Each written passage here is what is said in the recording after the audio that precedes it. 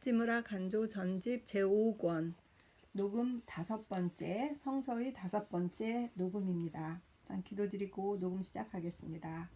사랑이 많으신 주님의 은혜를 늘 감사드립니다. 하나님 아버지, 오늘도 또 이 책 읽으려고 앉았습니다.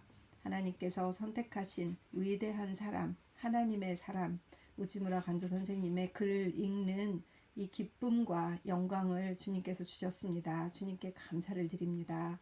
주님, 언젠가 이 리딩을 만나게 될, 듣게 될 한 형제나 한 자매가 있다면 그분들에게 축복하여 주시옵시고, 이 리딩의 내용이 잘 전달될 수 있도록 주님께서 인도하여 주시옵시고, 그분들을 축복하여 주시옵소서. 무엇보다도 읽는 제가 큰 은혜를 받는 것이 가장 중요하고 늘 그렇게 은혜를 받고 있는 것을 감사드립니다.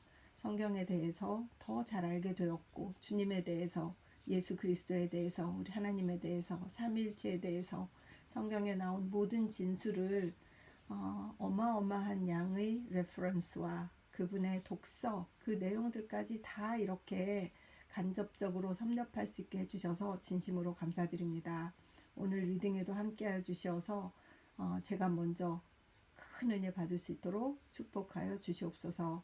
감사드리오며 고맙고 고마우신 우리 주 그리스도 예수님 이름 받들어 기도드렸사옵나이다. 아멘.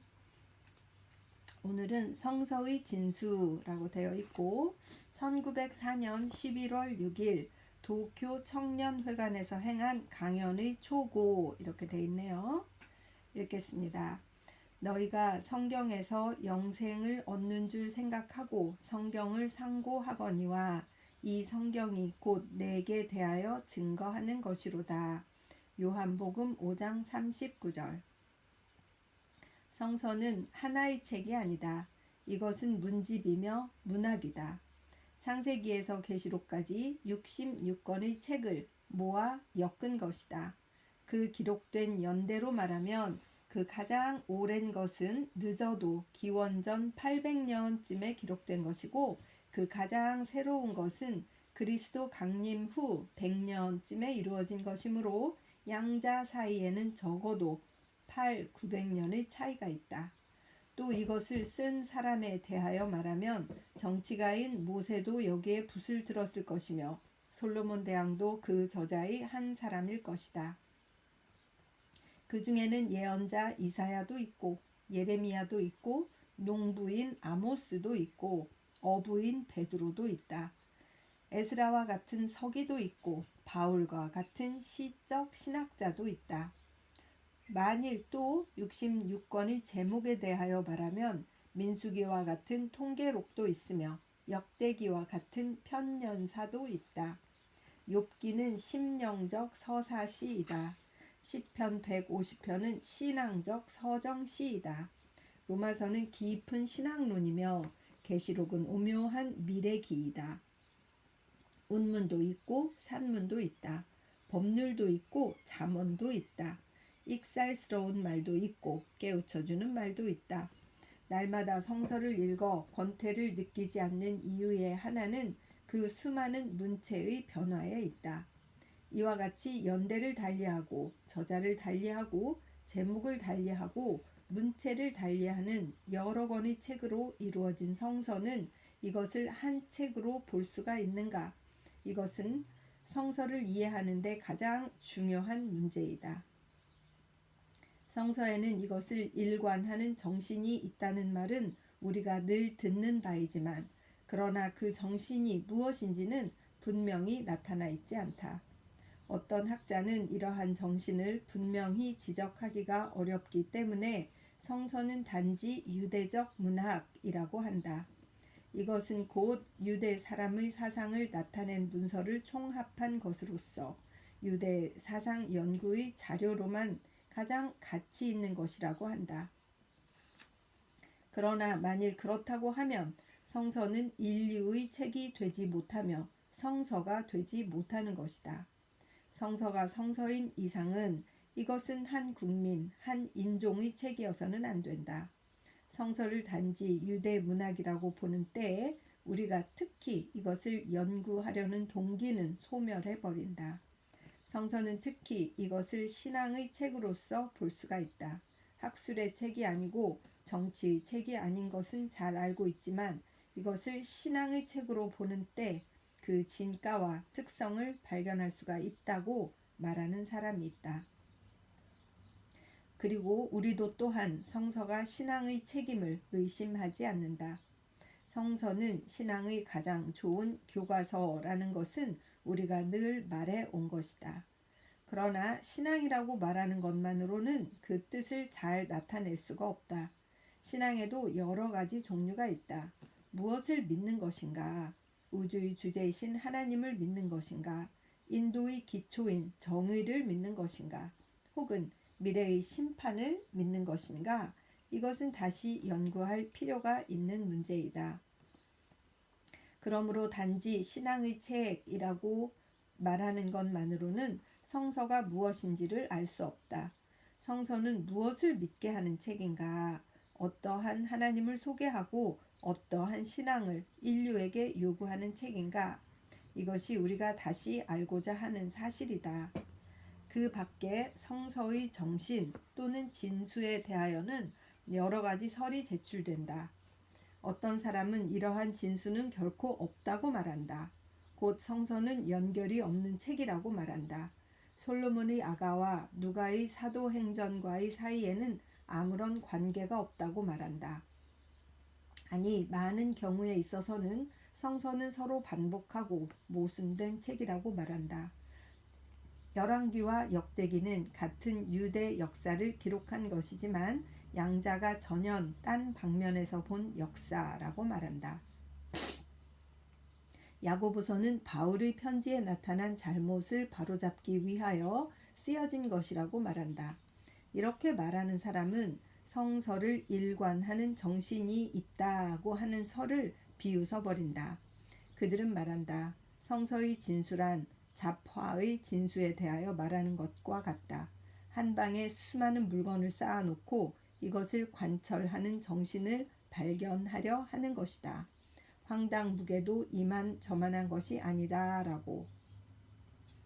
그러나 성서가 만일 한 책이 아니라면 만일 이것이 여러 부분에 걸쳐 여러 방법으로 히브리서 1장 1절 같은 커다란 한 가지 사실을 인류에게 전하는 책이 아니라면 우리가 전 생애를 그 연구에 바칠 만한 책이 못 된다.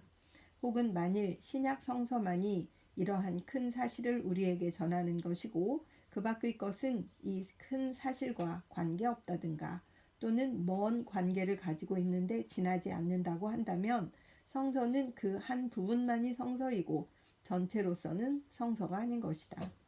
문제를 요약하여 말하면 이것이다. 곧 성서는 여러 가지 재료로 만든 세공품인가 혹은 유기체인가? 다만 우연히 한 책으로서 엮어진 책인가 혹은 어떤 하나의 진수를 중심으로 하여 그 주위에 성장한 책인가? 이것이다. 나는 이제 이 짧은 시간 동안에 귀납적으로 이 어려운 문제를 해결할 수 있으리라고는 생각하지 않는다. 그러나 마치 자연학자가 어떤 하나의 가설을 제출하여 이것으로 자연의 모든 현상을 해석하려 하고 그리고 그 좋은 보람을 거둔 것을 가지고 자연을 지배하는 법칙으로 보는 것처럼 우리들도 또한 어떤 하나의 가설을 제출하여 이것으로 성서의 모든 기사를 다 해석하려고 시험한다. 그리고 신앙으로서 혹은 정의로서 혹은 사랑으로서 성서를 해석해 보려고 시험하여 그 어느 정도까지 성공하고 그 이상은 해석할 수 없는 것을 깨닫는 그때에 또 다른 열쇠를 구하려고 한다. 성서는 무엇을 그 진수로 가정한다면 가장 온당하게, 가장 만족하게, 가장 합리적으로 해석할 수 있을 것인가? 이것은 실로 성서를 연구하는데 가장 크고 가장 중요한 문제이다. 그러나 다행히 이에 대하여는 그리스도 자신이 우리에게 이 열쇠를 주셨다고 생각한다. 곧 여기 인용한 요한복음 5장 39절의 말씀이 성서 해석의 유일한 열쇠가 아닌가 하고 생각한다. 너희가 성경에서 영생을 얻는 줄 생각하고 성경을 상고하거니와 이 성경이 곧 내게 대하여 증거하는 것이로다 하고 하신 말씀이다. 많은 유익한 문제는 이 한 구절 안에 들어있다. 그러나 그것은 지금 묻지 않기로 하고 다만 한 가지 사실만은 그 안에서 가장 명백하게 우리들 앞에 보여졌다. 곧 성서는 예수 그리스도에 대하여 증거하는 것이라는 사실이다. 곧 그리스도가 보여준 바에 의하면 성서의 목적은 여기에 있고 그 진술한 것은 또한 이것에 지나지 않는 것이다. 성서는 창세기에서 계시록에 이르기까지 그리스도에 대하여 증거한 것이라는 것이다. 그리고 만일 그렇다면 성서의 어느 곳에서나 그리스도를 찾는 때에 그 의미는 비로소 명백하게 될 것이다. 이것은 마치 뉴턴이 인력설을 전 우주에 응용하여 그 모든 현상을 해석할 수 있었던 것처럼 우리들도 그리스도의 이 말씀을 전 성서에 응용하여 그 모든 기사를 가장 원활하게 해석할 수 있는 것이 아닌가 하고 생각한다. 성서를 어떤 방향으로 보아야 할 것이냐까지도 이렇게 다 설이 서 있어야 거기에 맞추어서 하는 것이지, 그렇지 않고 그냥 성서를 읽기만 한다고 해서 되는 것은 아니네요. 그죠? 우린 그냥 무턱대고 읽으면 되는 줄 알았잖아요. 근데 그것도 아닌 거예요. 어떤 방식으로 무엇을 찾으려고 이 책을 읽을 것이냐 하는 것도 미리 생각해 두고 자기 이론이 있어야 되는 거예요. 이런 이론을 뉴턴의 인력설과 비교해서 그리스도가 하신 말씀을 가지고 전 성서에 응용하는 이런 방식, 이런 태도가 평생에 있었던가 이런 생각이 들고, 진짜 참 도전이 되는 이 우찌무라 선생님의 성경을 대하는 태도, 이 바른 태도, 이것을 또 엿볼 수 있는 것 같습니다. 계속 읽겠습니다. 성서의 진수는 그리스도라는 이 말씀을 신약 성서에 응용할 때 이에 대하여 아무도 반대할 사람은 없다. 신약 성서는 특히 그리스도의 책이기 때문에 여기에 그리스도가 충만하여 있는 것은 누구나 알고 있다. 그러나 신약 성서는 전 성서의 겨우 5분의 1이다. 그리고 만일 그리스도가 성서의 정신이며 진수라고 한다면 그것은 창세기에 있어서도 레위기에 있어서도 신명기에 있어서도 욥기에 있어서도 그래야만 한다. 그렇지. 그리스도는 또한 과연 구약의 정신일 것인가? 유대인들은 그래서 신약을 안 믿는 거 아닌가요? 유대교는 구약만 믿고 예수님을 부정했으니까 신약을 믿을 수가 없는 거지.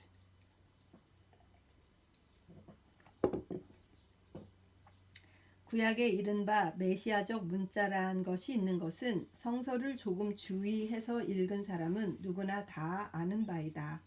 시편 2편이라든가 이사야서 53장이라든가 욥기 19장 같은 것은 다 음으로 양으로 그리스도를 가리킨 것임은 말할 것도 없다. 그러나 내가 여기에 주장하려고 하는 것은 그리스도는 구약 전체의 정신이며 진수라는 것이다. 곧 그리스도의 모형으로 그리스도를 예표하는 것을 봄으로써만 구약 전체는 가장 원활하게 해석할 수 있다는 것이다. 신약 성서에 나타난 그리스도를 진수로 보는 때 성서 전체는 서로 관련하고 서로 보충하고 서로 설명하는 책이 된다는 것이다. 곧 성서는 정의의 책, 신앙의 책, 사랑의 책이라기보다는 그리스도의 책이라고 일컫는 것이 가장 적당하다고 하는 것이다. 이제부터는 나의 이 주장에 대한 설명이다. 그리고 이것을 충분히 설명하려면 오늘 이 한 번의 강연으로는 도저히 될 수 없는 일이다. 성서 전체에서 그리스도를 발견하는 일이 성서 연구의 제1의 사업이므로 이것은 우리들 한평생의 사업이다. 그러나 나는 오늘 여기서 이 가설의 적용에 대하여 그 한두 가지 실례를 들 수 있다. 만일 내가 여기에 성서 중에서 그리스도와는 아무 관계가 없다고 늘 생각되는 어떤 부분을 들어 그것을 나의 이 주장에 의하여 해석해 보아서 그 뜻이 더 투명하게 되는 것을 느끼게 된다면 그것으로 내가 드린 말씀은 조금 보람을 거둔 것이라고 생각한다.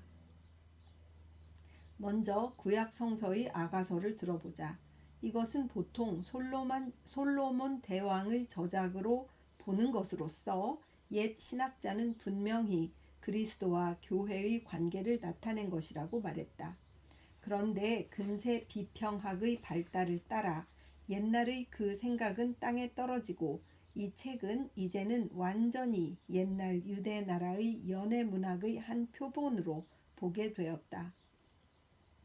과연 그 문체는 연극의 각본과 같은 것으로서 그 중에는 연지와 분가루 냄새를 풍기는 글자가 많이 있다. 내 기름의 향기는 온갖 향품보다도 낫구나. 내 신부야, 내 입술은 꿀방울을 떨어뜨린다. 내 혀 밑에는 꿀과 젖이 있구나. 아가서 4장 10절 11절. 그 밖에 청년 남녀들 앞에서는 높은 소리로 읽기를 꺼릴 만한 글자들도 적지는 않다. 그러므로 아가를 유대 사람의 연애 문학이라고 보는 것은 결코 무리가 아니다. 이것은 확실히 연애 문학이다. 그러나 문제는 어떤 연애 문학인가 그것이다. 악어는 과연 청년 남녀의 치정을 표현한 데 지나지 않는 애정 시인가? 그렇지 않으면 성서에 수록된 이상에는 어떤 특수한 주의와 교훈을 전하는 책인가? 이것이 연구의 요점이다. 누가 비겁한 사나이 솔로몬의 음란한 이야기를 들으려 하겠는가? 누가 성서에서 이탈리아의 연애문학자 보카치오의 데카메론과 비슷한 연애 이야기를 들으려 하겠는가? 만일 아가가 하나님을 떠나서 이방의 주색에 빠진 솔로몬 왕의 정화라고 한다면 이것은 즉시 성서에서 삭제되어야만 할 것이다. 그러나 그것이 오늘날까지 성서에 남아 있는 것을 보면 그 가운데 무엇인가 성서의 가치에 합당한 것이 있지 않으면 안 된다. 그리고 나는 그 가운데 분명히 성서적인 것이 있다고 생각한다. 그리고 그것을 내게 알려준 사람은 독일의 성서학자 F. 델리체이다. 그가 보는 바에 의하면 아가는 확실히 크리스천의 실험의 일면을 나타낸 것이라는 것이다. 아가의 희곡 중의 인물이라고 일컬은 사람은 주로 세 사람이다. 그 여주인공은 술람미 여인이며 6장 13절 그녀를 사랑하여 사모한 사람으로 솔로몬 왕과 그녀의 진정한 약혼자인 목자의 두 사람이 있었다. 그리고 한편으로는 왕은 권위와 부귀로서 그녀의 마음을 뺏으려고 했지만 그녀의 마음은 굳게 가난하고 마음 깨끗한 그녀의 사랑하는 이를 사모하여 마지 않았다. 한편으로는 그녀를 유혹하는 자가 말했다.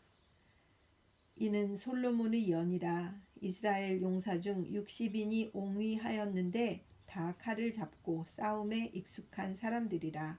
밤의 두려움을 인하여 각기 허리에 칼을 찾느니라. 솔로몬 왕이 레바논 나무로 자기의 연을 만들었는데 그 기둥은 은이요 바닥은 금이요 자리는 자색 담이라. 그 안에는 예루살렘 여자들의 사랑이 입혔구나. 시온의 여자들아 나와서 솔로몬 왕을 보라. 3장 7절 이하. 이 소리를 듣고 술람미 여자의 처녀 마음은 움직였다. 이러한 왕의 비빈의 한 사람이 되리라는 것은 그녀의 약한 마음에 호소하여 때로는 몹시 그녀의 마음을 움직였을 것이다. 그러나 왕의 유혹은 그녀의 정절을 굽힐 수는 없었다. 그녀는 마음을 바로잡아 자기의 마음에 대답하여 말했다. 나는 나의 사랑하는 자에게 속하였구나. 그가 나를 사모하는구나. 나의 사랑하는 자야, 우리가 함께 들로 가서 동네에서 유숙하자. 우리가 일찍이 일어나서 포도원으로 가서 포도움이 돋았는지 꽃술이 퍼졌는지 석류꽃이 피었는지 보자. 거기서 내가 나의 사랑을 내게 주리라. 7장 10절 이하. 술람미 여자는 보석으로 꾸민 궁전 속에 비단을 두른 왕보다도 백합화 가운데서 양떼를 먹이는 2장 16절. 그녀의 사랑하는 일을 사모했다. 그녀는 유혹을 이기었다. 예루살렘으로 가서 왕을 곁에 모시기보다는 들에 가서 동네에 유숙하면서 그녀의 남편과 함께 깨끗하고 자유로운 자연을 즐기려고 결심했다. 그러나 이 유혹 가운데 고민하였던 그녀는 아직은 즉시 그녀의 애인의 곁으로 갈 수가 없었다. 그는 다만 자주 그녀를 찾아와 그녀의 마음이 변하지 않음을 기뻐하고 그녀를 위로하며 격려하고 나서는 또 그의 모습을 감추었다. 술람미 여자가 말한다.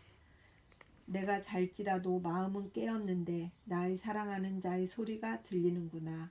문을 두드려 이르기를 나의 사랑하는 자가 문틈으로 손을 들이매 내 마음이 동하여서 일어나서 나의 사랑하는 자 위하여 문을 열 때 모략이 내 손에서 모략의 즙이 내 손가락에서 문 빗장에 듣는구나.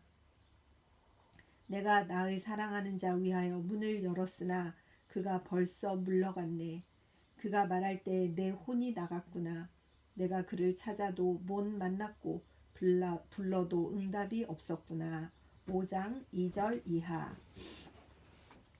이것은 확실히 하나님을 믿고 영혼의 남편인 그리스도를 연모하는 사람의 이 세상에서의 실험을 말한 것이다.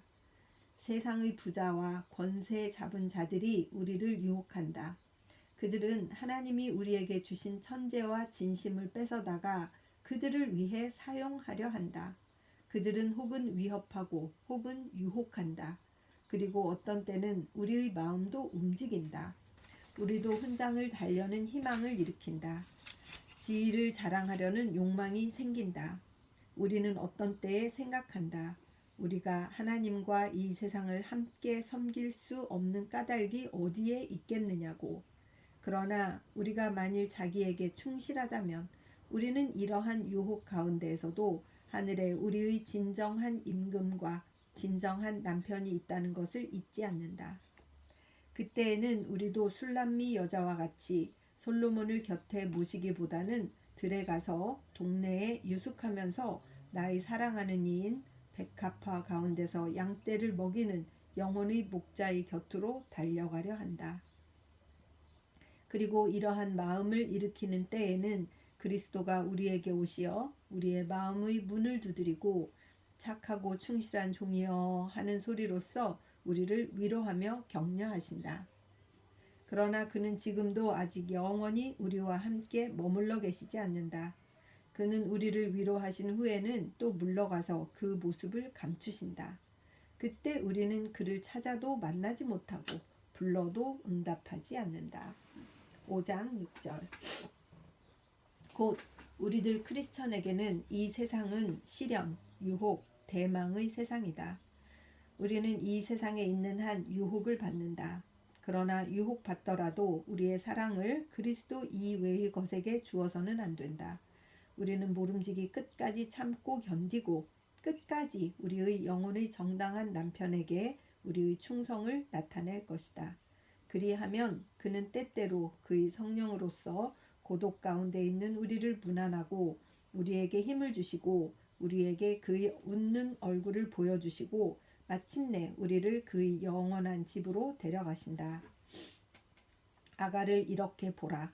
이것은 나약한 책이기는커녕 가장 용감한 책이 되는 것이다.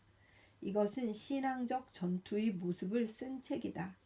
끝까지 참는 자는 구원받을 것이다 라는 교훈을 서정시로서 나타낸 것이다. 그러므로 그 문체는 전혀 다르다 하더라도 이것은 그 저술의 주 안에 있어서는 요한계시록과 크게 다른 것이 아니다. 아가는 확실히 성서 가운데 존재할 가치가 있는 것이다. 나는 이 책이 성서 중에서 제거되기를 결코 바라지 않는다. 아가서를 읽었는데 이런 생각은 하지도 않고 그냥 남들이 늘 말하듯이 이건 사랑의 솔로몬의 사랑의 책이야. 사랑의 결정판이야. 막 이런 걸로만 해서 그냥 읽고 넘어갔거든요. 오늘 진짜 너무나 크고 중요한 그 말씀을 배운 것 같습니다. 아가서를 이렇게 이런 눈으로 보는 것이로구나 하고 아가서를 다시 볼 또 마음이 생기는 것 같습니다. 참 대단하신 분이에요.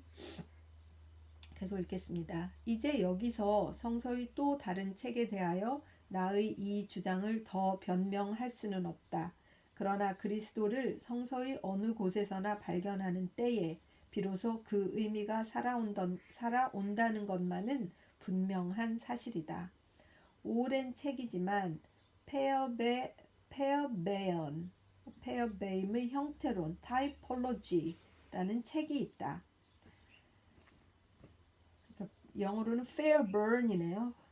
Fairburn의 Typology라는 책이 있다. 이것은 모세의 율법, 특히 그 제사 의식에 나타난 그리스도의 정신과 사업을 발견하려고 시도한 것으로서 참으로 흥미있는 유익한 책이다. 이것은 오늘에도 재독, 삼독할 가치가 있는 것이라고 생각한다. 창세기, 출애굽기, 레위기, 민수기 등에서까지 우리의 주 예수 그리스도의 형상을 발견하는 때에 이러한 책들은 낡고 죽은 책이 아니라 오늘의 산 책이 되는 것이다. 성서 연구의 쾌락은 여기에 있는 것이다. 성서 연구가 고물조사 또는 고서 탐구가 아니라 살아있는 생명의 탐구인 것은 성서의 어느 곳에나 살아계신 그리스도의 영이 충만하여 있기 때문이다. 성서를 하나의 책으로 보는 것은 우주를 하나로 보는 것처럼 필요하다. 우주에 큰 사막이 있고 큰 빙산이 있다 해서 그것으로 우주에 결점이 있다고는 말하지 않는다. 아니, 우주의 아름다움은 도리어 그 결점으로 보이는 것 같은 곳에 존재하고 있는 것이다. 마츠시마도 아름답다. 야바케이도 아름답다. 그러나 우주 전체는 마츠시마, 야바케이보다 더욱 몇 갑절 아름답다. 그것처럼 마태복음도 아름답다. 요한복음도 아름답다. 욥기, 시편도 정말 아름답지만 그러나 성서 전체는 요한복음, 욥기보다도 훨씬 아름답다. 성서 전체에서 그리스도의 아름다움을 엿보기까지는 그의 아름다움을 알았다고는 말할 수 없다. 복음서는 사실은 4복음서가 아니라 성서에는 66복음서가 있다. 아니, 그렇지 않다. 성서 66권이 일대 복음서로서 이에 의해서만 우리는 가장 분명하게 그리스도를 깨달을 수가 있는 것이다. 요한은 그 복음서의 마지막에 덧붙여 말했다. 예수가 행한 일은 이 밖에도 많아서 그것을 낱낱이 기록한다면 이 세상이라도 그 기록된 책들을 다 두기에 부족하리라고 생각한다 하고 예수에 관한 일은 물론 요한복음 한 권으로 다 말할 수는 없는 것이다. 장세 때부터 죽임을 당한 어린 양, 계시록 13장 8절의 사적은 이것을 기록하는 데 특별한 세계 역사가 필요하다. 그리고 성서는 구신약 66권을 통하여 그리스도를 세상에 나타내기 위하여 기록된 세계사이다. 1904년 11월 성서지 연구. 성서의 중심에 대하여 로마서 3장 21절 이하, 요한복음 5장 39절. 그래서 그것에 대해서 또 글을 쓰셨어요. 물건은 그 중심을 모르면 알 수 없다. 중심을 떠나서 보면 물건은 구부러져 보인다. 물건은 그 완전한 조화에서 보려고 하면 자기를 그 중심점에 두고 보아야만 한다. 성서 66권은 하나의 완비된 책이다. 이것을 하나의 오거니즘, 곧 유기체로서 볼 수가 있다. 그리고 어떤 사람이 말한 것처럼 오거니즘이란 그 각 부분이 동시에 목적이며 수단일 수 있는 것이다. 그 가장 좋은 예가 사람의 몸이다. 그 손이며 눈이 동시에 목적이며 수단일 수 있는 것이다. 눈을 위한 몸이라고 할 수도 있다. 또 몸을 위한 눈, 진리이라고도 할 수가 있는 것이다. 어느 것이나 진리이다. 그러므로 사람의 몸은 완전한 오거니즘이다. 성서도 또한 그렇다. 그 각 부분이 동시에 목적이며 수단일 수 있다. 시험 삼아 구약의 레위기를 들어 말해보면 레위기를 이해하기 위한 성서라고 말할 수 있다. 곧 성서의 중심은 레위기에 있어서 성서 전체는 레위기로서 해석할 책이라고 말할 수 없는 것이 아니다. 마찬가지로 성서의 중심을 신약의 빌레몬서에 정할 수가 있다. 또 많은 사람들이 하는 것처럼 요한계시록을 중심으로 하여 이것을 열쇠로 하여 전 성서를 해석할 수가 있다. 이것이 곧 성서가 오거니즘인 까닭이다. 유기체, 곧 조직적인 하나의 완전체가 아니면 이런 일이 있을 수 없다. 그러나 구약의 한 책 혹은 한 부분을 중심으로 하여 성서를 볼 때에 그 견해는 불완전하지 않을 수 없다. 기독교의 근본은 모세의 10계명에 있다 하고 혹은 다시 그 제4조에 있다 하고 안식일을 올바로 지키고 지키지 않음으로 말미암아 모든 일은 일변한다고 볼 수 없는 것은 아니다. 혹은 또 그리스도의 재림이 기독교의 중심이며 재림을 잘못 이해할 때 성서와 기독교를 전부 알지 못한다고 말할 수 없는 것은 아니다.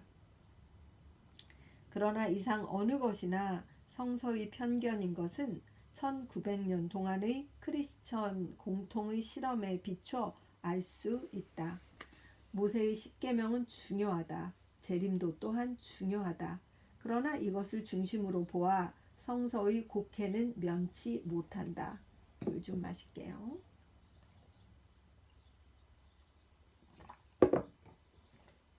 중심은 중심이며 시작이 아니다. 또 끝이 아니다. 시작과 끝의 중간에 있어서 시작이 그치는 곳, 끝이 시작하는 곳이 아니면 안 된다. 곧 한 나라를 둘로 가르는 분수령과 같은 것으로 그 위에 서면 온 나라를 바라볼 수 있는 곳이 아니면 안 된다. 그리고 성서에 있어서는 이러한 중심점이 그리스도의 십자가에 있는 것은 누구나 부정할 수 없는 일이라고 생각한다. 그렇지. 만일 이것을 그 십자가의 그리스도를 장절에서 찾아본다면 로마서 3장 21절 이하가 여기에 해당한 것이 아닌가 생각한다. 혹은 요한복음 3장 16절을 중심절로 볼 수 있을 것이라고 생각한다. 그러나 글자로서의 중심점은 이것을 어느 것으로 정하든 큰 차이가 없다. 정할 것은 요점이다. 그리고 성서의 요점은 그리스도의 십자가에 있다고 하여 전곡을 잃지 않는다고 믿는다. 시험삼아 중심점을 로마서 3장 21절에서 25절로 가정하고 뒤를 돌아다 보고 앞을 바라볼 때 여기에서 전후의 완전한 연결과 조화를 볼 수 있게 된다. 여기에서 구약은 성취되고 신약의 기초가 놓여 있음을 본다. 여기에 시편 85편 10절의 이른바 긍휼과 진리가 같이 만나고 의와 화평이 서로 입맞추었으며 라는 이상이 실현된 것을 본다. 다시 말하면 그리스도의 십자가에서 의와 사랑이 일치한 것이다. 몸을 십자가 밑에 둘 때에 사람은 의에 치우쳐 엄하지 않고 또 사랑이 지나쳐서 유약하지 않으며 의와 사랑이 잘 조화되어 굳은 사랑과 따뜻한 의를 유지할 수 있는 것이다. 그리스도의 십자가는 죄의 용서의 보증임과 동시에 은혜의 샘물의 약속이다. 여기에 심판은 끝나고 구원이 시작되었다. 갈보리 꼭대기에 서서 뒤를 돌아다 보면 저 먼 태초의 옛날에 인류의 조상이 처음으로 죄를 범하여 저주를 그 자손에게 가져왔다고 하는 그 회환의 검은 구름이 완전히 씻기어 갔음을 보는 동시에 앞을 바라다 보면 반모섬에서 신약의 예언자가 예언했다고 하는 새 예루살렘이 정비되어 하나님의 계신 곳을 나와서 하늘로서 내려옴을 본다. 십자가 밑에 서서 읽을 때 모세의 십계명은 이것을 하늘 중심의 꼭대기에서 인정할 수 없다 하더라도 동쪽 하늘 드높이 구약의 중추로서 큰 빛을 뿜고 있음을 본다. 또 같은 입장에 서서 요한 계시록을 읽을 때에 이것은 다만 불과 유황과 우레와 지진의 책이 아니라 창세 때부터 죽임을 당한 어린 양이 그 속죄의 피로써 모든 것을 새롭게 하고 눈에서 눈물을 다 씻겨주고 다시 죽음도 없고 슬픔도 탄식도 고통도 없다는 이상의 세계를 실현하시는 그 약속의 책임을 안다. 세계의 중심은 유대에 있고 유대의 중심은 예루살렘에 있고 그 외에 세워진 십자가가 성서의 중심 또 역사의 중심이라고 해석할 때 성서도 자연도 완전히 해석된다고 생각한다. 다시 더 말하고자 한다. 성서의 중심은 성서를 떠나서 있다고. 그것은 살아계신 그리스도이다. 성서는 그를 알기 위한 책이다. 요한복음 5장 39절에 말씀한 것과 같다. 아무리 깊고 또 넓은 연구라 하더라도 살아계신 그리스도를 파악하지 못하면 그 연구는 헛수고이다. 사람은 성서로 말미암지 않고 그것이 전하는 살아계신 그리스도로 말미암아 구원받는다. 우리는 성서를 손에 들고 세상을 떠나지 않고 살아계신 그리스도에게 인도되어 죽음의 강을 건너고 하늘 아버지의 나라로 가려고 하는 것이다. 1928년 8월 성서지 연구. 그래서 성서의 5번째 책을 읽었습니다. 아가서에 대한 이 독특한 해석도 아주 감명 깊었고 성서의 중심에서 성경을 볼 때 앞뒤로 어떻게 보게 되며 연결되는가 하는 이러한 다른 또 시각도 알게 되고 참 언제나 유익하고 언제나 질문을 던지시는 이런 귀한 책인 것을 다시 한번 감사를 드리게 됩니다. 왠지 오늘은 또 아가서를 좀 이따 읽어봐야 되겠다는 생각이 드네요. 잠깐 기도드리겠습니다.